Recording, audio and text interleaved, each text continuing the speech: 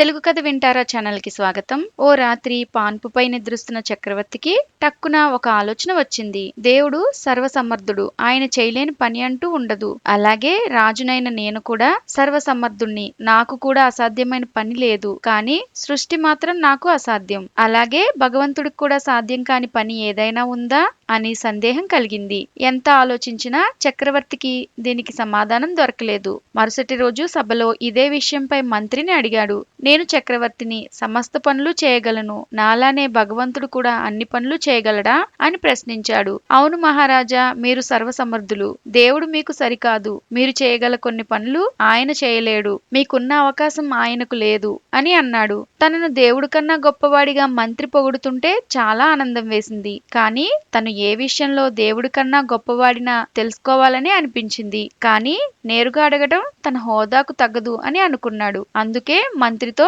నీ మాటలను ఒప్పుకుంటున్నాను. అయితే నేను ఏ విషయంలో భగవంతుడి కన్నా గొప్పవాడిని అనేది సభలో వాళ్లకు తెలియదు కదా, వాళ్ల కోసం కాస్త చెబుతావా అన్నాడు. మంత్రి, అలాగే, తప్పకుండా మహారాజా. ఈ ప్రపంచమంతా దేవుడిది. అలాగే తమకున్న సామ్రాజ్యమంతా తమది. మీకు ఎవరి మీదైనా కోపం వస్తే వారిని మీ రాజ్యాన్ని విడిచి ఎక్కడికైనా పొమ్మని శాసించగలరు. కానీ ఇది దేవుడికి సాధ్యం కాదు. ఈ జగత్తు అంతా ఆయనదే కదా. ఆయనకు ఎవరి మీదైనా కోపం వస్తే వారిని వేరొక చోటకు ఎక్కడికి పొమ్మనగలడు. మీరు చేయగల ఈ పని దేవుడు చేయలేడు అని చెప్పాడు. తాను ప్రతి చిన్న నేరానికి దేశ బహిష్కరణ శిక్ష విధిస్తున్నాడని విషయాన్ని మంత్రి చెప్పకనే చెప్పాడు అన్న సంగతి చక్రవర్తికి అర్థమైంది. ఏమీ మాట్లాడకుండా మౌనంగా ఉండిపోయాడు. తర్వాత నుంచి ప్రజలు చేసే చిన్న చిన్న తప్పులకు పెద్ద పెద్ద శిక్షలు వేయడం మానుకున్నాడు.